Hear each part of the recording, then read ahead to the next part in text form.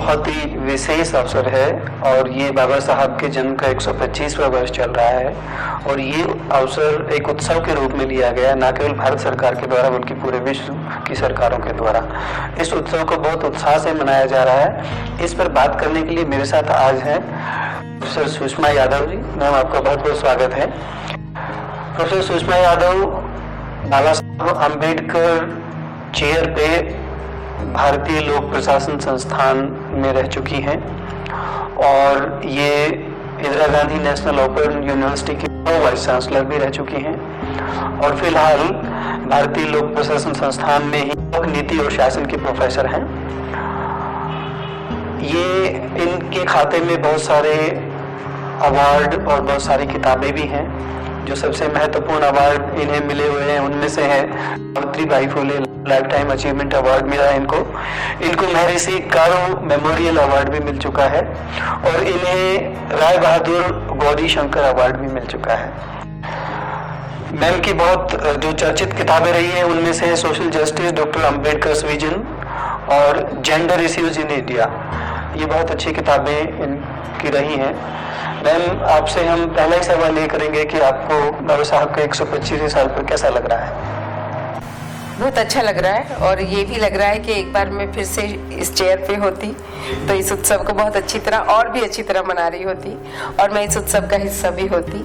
लेकिन बहुत अच्छा लग रहा है क्योंकि मेरा जो अनुभव था डॉक्टर अम्बेडकर चेयर पर, तो मैंने पाया कि लोग डॉक्टर अम्बेडकर को नहीं जानते हैं और अगर जानते भी हैं तो केवल उनका कोई एक हिस्सा जानते हैं या उनको बहुत कम जानते हैं। समग्र तरीके से समग्रता में कोई भी नहीं जानते हैं, अधिकांश से नहीं जानते हैं, उनके स्कॉलर भी नहीं जानते। मैं एक प्रोफेसर साहब से बात कर रहा था, प्रोफेसर अग्निहोत्री जी से, तो कह रहे थे कि बाबा साहब को जानने में ना लोगों ने जैसे अंधों ने हाथी को पकड़ लिया, जिसको जो आता है वही बता रहे हैं। बिल्कुल सही बात है, ये लगभग वैसी स्थिति है और बल्कि मुझे लगता है अंधों ने भी नहीं पकड़ा उनको, वो सिर्फ एक ही दिशा से देखा है उनको, है ना। तो भी अगर मान लो वो 5 हिस्से पकड़ते तो भी हम शायद बाबा साहब को जानते, बेहतर जान पाते, लेकिन उन्होंने सिर्फ एक ही देखा हिस्सा और इसलिए उनको नहीं जान पाए। इसलिए मैं इस सरकार को भी साधुवाद देना चाहती हूँ, बधाई देना चाहती हूँ कि उन्होंने 125वीं जयंती को इतने जश्न के साथ और एक स्पिरिट के साथ, और यही स्पिरिट कि जिसमें हम डॉक्टर बाबा साहेब अम्बेडकर को इस भारत राष्ट्र के निर्माता के रूप में देखें। कुछ लोग तो बड़ा सवाल उठा रहे हैं कि एकदम अचानक बाबा साहब की याद कैसे आ गई किसी को भी इतने दिन से जो एक अंधेरे में छुपे हुए। अगर आपको याद हो, बाबा साहेब ने एक पुस्तक लिखी थी, what Congress and Nehru have done to untouchables. और अगर आप देखेंगे तो पिछले बहुत से वर्षों की राजनीति को यदि आप देखेंगे तो उसमें एक प्रयास किया गया था जो अनायास नहीं था, जिसमें बाबा साहेब अम्बेडकर को हम वहाँ भूल जाएं जहाँ संविधान बन गया और उसके बाद उनकी बातों को हम अन्य नेताओं के माध्यम से ही जाने।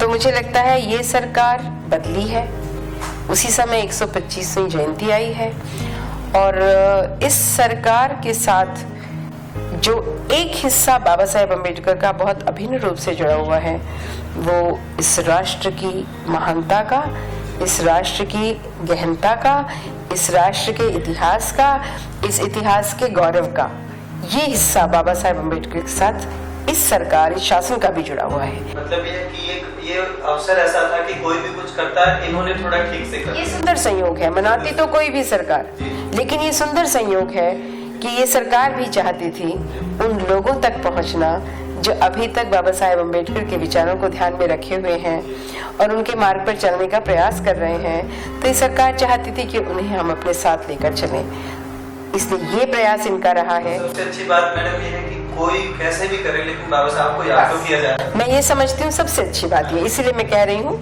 कि अब भी अगर हम ये कहने लगे अब क्यों किया, वो ठीक नहीं है। जो किया बहुत अच्छा किया और जिस तरह से उनके कार्यक्रम आयोजित किए जा रहे हैं वो बहुत अच्छी बात है।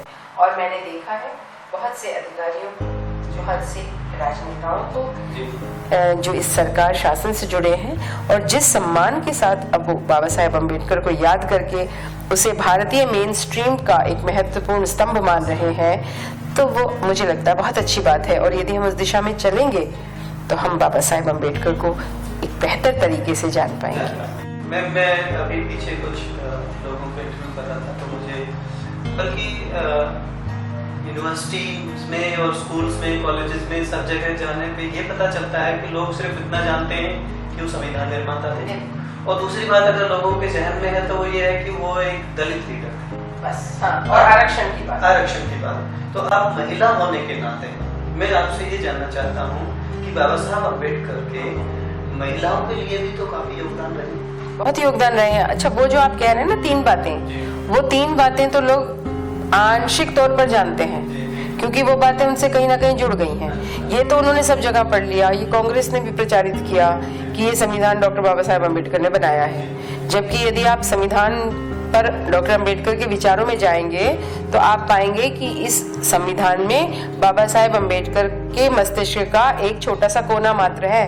अगर वो चाहते तो ये संविधान इससे बहुत अधिक सुंदर होता, और इससे बहुत अधिक प्रो पीपल होता, और इससे बहुत अधिक सोशल कोहेजन का डॉक्यूमेंट होता। ताकि संविधान कितना भी अच्छा हो, अगर उसको लागू करने वाले ठीक नहीं होंगे नहीं। और उन्होंने ये भी कहा था कि जो तीसरा और चौथा हिस्सा है, चौथा हिस्सा मैं तो उतना ही महत्वपूर्ण बना था जितना तीसरा हिस्सा है, ठीक है, यानी मौलिक अधिकार और नीति निर्देशक तत्व वो साथ लेकर चलना चाहते थे। आपने शायद ये भी जाना हो, वो चाहते थे right to education should be a fundamental right in the beginning itself, जो कि अब 60 वर्ष के बाद आया। और इसलिए बाबा साहेब अम्बेडकर के मन का यदि ये संविधान होता तो ये और अच्छा संविधान होता। परंतु आप जो कह रहे हैं, और ये बात महिला प्रश्न पर भी जुड़ी हुई है, अभी तक कोई बात ही नहीं करता था। महिला प्रश्न की बात आई तो या तो हम नारीवाद की बात करते हैं, या फिर हम थोड़ी बहुत गांधी जी की बात कर लेते थे। लेकिन जितना प्रगतिशील और क्रांतिकारी विचार डॉक्टर अम्बेडकर के हैं महिलाओं के विषय में, उस समय उन्होंने महिलाओं से कहा कि resist all that is bad, हर बुरी बात का प्रतिकार करो, हर बुरे व्यक्ति का बहिष्कार करो, और अपने आप को सबसे बेहतर तरीके से लोगों के सामने रखो। अपने बच्चों को शिक्षा दो, क्योंकि शिक्षा ही उन्हें मानवता सिखाती है। जो कि बहुत मुश्किल था, आज से 70-80 साल पहले। बिल्कुल मुश्किल था। और उस समय उन्होंने ये कहा कि हमें मोनोगेमी लानी चाहिए, जो आजकल हम ला रहे हैं कि एक पत्नी धर्म होना चाहिए। तो एक पत्नी धर्म वो तब लाना चाहते थे जिससे शायद समाज की जो सेक्स रेशियो की अब प्रॉब्लम आई है, जो समस्या आई है, वो समाप्त हो जाती। और विमेन एजुकेशन पे काफी ध्यान दिया। विमेन एजुकेशन तो उन्होंने कहा ही, क्योंकि वो परिवार की शिक्षा है, वो महिला का स्वातंत्र्य है, और वो महिला को एक महिला के रूप में मानव बनाता है। ये बात वो सोच सके। राइट टू प्रॉपर्टी, जिसकी हम आज बात कर रहे हैं, और बहुत प्रगतिशील संविधान भी नहीं ला पाए वो इस देश में। आप अगर याद करें तो भारत में महिला आंदोलन बना ही नहीं कभी बहुत ज्यादा स्ट्रॉन्ग, इसलिए कि हमारा संविधान उनको एक समान नागरिक के रूप में अधिकार 1950 में ही दे गया, और जो नहीं दिया था वो बाबा साहेब अम्बेडकर ने हिंदू कोड बिल के रूप में प्रस्तुत किया था। और उस समय भी शायद उनके विषय में पूरी जानकारी नहीं थी लोगों को, इसलिए उसका विरोध किया गया। महिलाओं को काम के घंटे फिक्स करना, वो काम के घंटे फिक्स करना, उनको मातृत्व अवकाश देना, उनको संपत्ति का अधिकार देना, और उनको एक समान पार्टनर के रूप में विवाह रूपी संस्था में स्वीकार कराना, ये सारे उस समय के लिए बहुत प्रगतिशील कार्य थे। और फिर मैं तो ये भी कहूंगी, ये बाबा साहेब अम्बेडकर के ही जैसे स्टेचर का व्यक्ति कर सकता था कि उन्होंने इस विषय पर कांग्रेस से अपना स्टैंड रखा और फिर उस पर त्याग पत्र दे दिया। मतलब वो मानते थे कि दोनों ही, महिला हो या पुरुष हो, दोनों एक गाड़ी के दो पहिए हैं जो बराबर की, और किसी का भी डिसबैलेंस होगा तो फिर वो गाड़ी ठीक नहीं और वो किसी भी राष्ट्र के लिए खराब है, वो ये भी जानते थे, और वो किसी भी समाज के लिए भी खराब है, वो ये भी जानते थे। तो वो सच में ही भारतीय राष्ट्र को और भारतीय समाज को मजबूत और एकबद्ध रखना चाहते थे, चाहे जाति का प्रश्न हो, चाहे महिला का प्रश्न हो, दोनों पर ही उन्होंने एक ही दृष्टि से अपने विचार रखे कि इस देश को हम बांध कर चलें। और इससे सिद्ध होता है कि वो बहुत बड़े राष्ट्रवादी भी थे, किसी एक दल के, किसी एक जाति के लीडर नहीं थे। बहुत बड़े राष्ट्रवादी, बहुत बड़े संविधानवादी, और बहुत बड़े मानवतावादी, समाज सुधार, मानवतावादी जी थे। क्योंकि मानव अधिकारों की बात कहें, राष्ट्र की शक्ति को पोषित करने की बात करें, भारत को एक बद्ध रखने की बात करें। आप देखिए जो यूनिटेरियन फेडरलिज्म हमारे संविधान में मिलता है कि भारत संघ तो है पर भारत राज्यों का एक संघ है ना। तो ये बात इसमें जो आई और जिस तरह से सूचियां भी बनाई, हाँ, और जिस तरह से उन्होंने इसको डिफेंड किया कि क्यों भारत में हम संकट काल को देख सकें और संकटकालीन स्थिति में ये संघवादी संविधान एकात्मक संविधान में परिवर्तित हो जाएगा, ये उनकी दूरदृष्टि थी। और इसलिए उन्होंने सदैव ही भारत राष्ट्र को मजबूत करने के लिए अपने सारे विचार रखे। जब वो विदेश गए तब उन्हें याद आया कि मेरा देश ऐसा क्यों नहीं, और किसी भी और देश को वो अपने देश से अधिक पसंद नहीं कर पाए, किसी और धर्म को वो अपने धर्म से अधिक पसंद नहीं कर पाए। प्रोफेसर लग जाते हैं, बहुत आराम से लग सकते हैं, सारी सुविधाएं मिल जाती हैं। और कितने लोग हैं, British Columbia university, Columbia university ने उनको पीएचडी की उपाधि दी। तो वो बहुत बड़ा उन्होंने बाहर स्टैचू बनाया। और मैं जब वहाँ गई थी, मुझे याद है, मुझे लोगों ने बताया कि जो उस समय सिक्योरिटी थी लाइब्रेरी की, वो ये बताया करते थे कि बाबा साहेब अम्बेडकर आते थे यहाँ और कहते थे मुझे पढ़ना इतना ज़्यादा है कि मेरे पास समय बहुत कम है, तो मुझे लाइब्रेरी में बंद कर जाओ, बाहर से सुबह आकर खोल लेना। 2 ब्रेड रखी या 2 बिस्किट रखे, कॉफ़ी वहाँ अंदर होती है। कितनी लगन थी अपने देश के प्रति। पढ़ने गए थे इकोनॉमिक्स, पढ़ा anthropology, sociology, political science, economics तो था ही, लॉ। यानी आप देखिए कि एक व्यक्ति इतने थोड़े से जीवन में इतना पढ़कर, इतना जानकर, इतना लिख कर गए हैं, और वो भी तब जब वो ऐसे स्थान से उठे थे जहाँ शिक्षा की कोई गुंजाइश भी नहीं होती। उनकी तो गिनती इंसानों में नहीं होती थी। एक महान विभूति, एक महान मस्तिष्क, महामानव हो गए थे। लेकिन महामानव कहकर हम ऐसा ना करें कि लोग उन्हें जाने नहीं। इसलिए हम ये कहेंगे कि वे बहुत ही बुद्धिमान व्यक्ति, बहुत ही तीव्र बुद्धि वाले व्यक्ति और बहुत ही समग्र मस्तिष्क और दृष्टि वाले व्यक्ति, उस रूप में हम बाबा साहेब को जानेंगे तो हम बाबा साहेब को सच में इस जयंती के वर्ष में सच्ची श्रद्धांजलि देंगे। मैम, जो आप आज जिस पोजीशन पे हैं, उस पे पहुंचने में बाबा साहब का कितना योगदान है? सबसे बड़ा योगदान उनका है।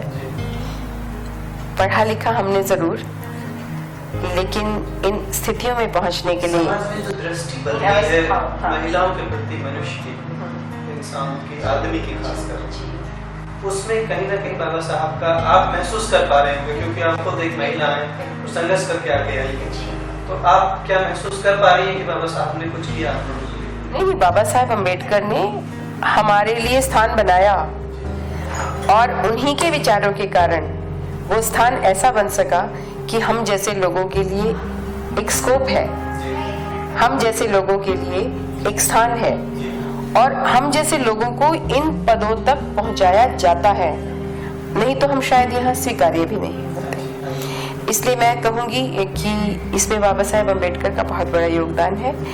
और बाबा साहेब अम्बेडकर को जानने के बाद मैंने भी समाज को एक नए रूप में, एक नई दृष्टि से, एक नए उत्साह से जानने का प्रयास किया, और इस समाज को जैसा मैं जानती थी उससे भिन्न रूप में समझने का भी प्रयास किया।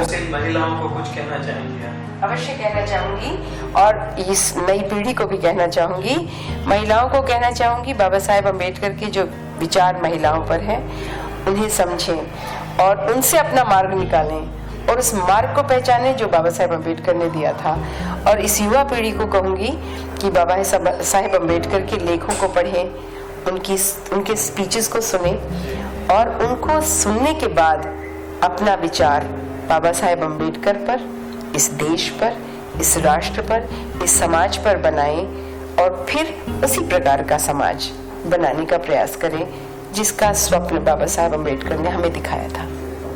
लोग कहते हैं कि बाबा साहब एक बहुत बड़े सुधारक थे, लेकिन अंत में एक गलती कर गए कि उन्होंने हिंदू धर्म को छोड़ के बौद्ध धर्म अपनाया। तो मैं आपसे थोड़ा सा छोटी सी टिप्पणी चाहता हूँ कि वो धर्म अपना के उन्होंने कोई गलती नहीं करी, बल्कि उन्होंने बहुत सही मार्ग में। बिल्कुल, उन्होंने कोई गलती नहीं की। उन्होंने धर्म परिवर्तन के लिए भी बहुत सोच समझने के बाद निर्णय लिया था। और जैसा आप जानते हैं, जब उन्होंने जात पात ओढ़क मंडल के सामने ये बात रखनी चाहिए कि हम हिंदू धर्म में किस तरह से परिवर्तन ला सकते हैं और किस तरह से उस परिवर्तन के माध्यम से हम जाति को समाप्त कर सकते हैं, और जब तक जाति समाप्त नहीं होगी ये देश सुगठित नहीं हो पाएगा, हम सब मिलकर नहीं रह पाएंगे।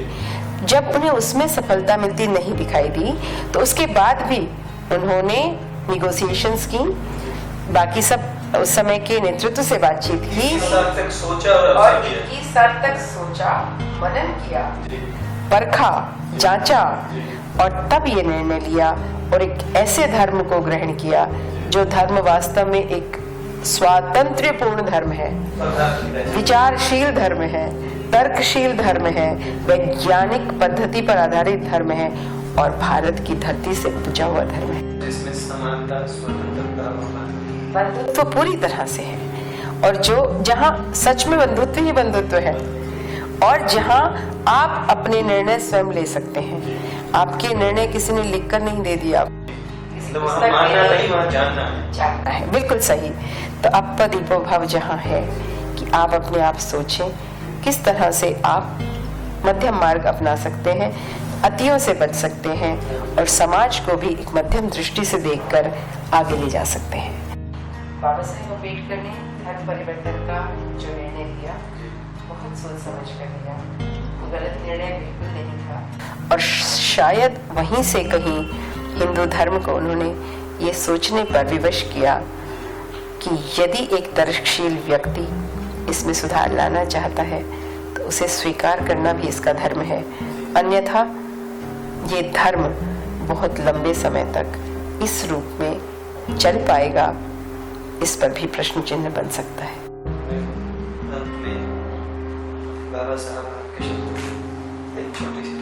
बाबा साहेब मेरे शब्दों में एक विलक्षण व्यक्तित्व थे। एक विलक्षण व्यक्तित्व इसलिए कि जिन परिस्थितियों से वो निकले, जिस तरह से उन्होंने समाज को जाना, जिस तरह से फिर उन्होंने शास्त्रों के माध्यम से इस संस्कृति को जानने का प्रयास किया, और फिर उस संस्कृति को, उस धर्म को, उस समाज को जानकर उसको, उसकी समालोचना कर, उसकी कमियों को जांचकर उनको बेहतर करने का मार्ग तैयार किया, लोगों को जोड़ा।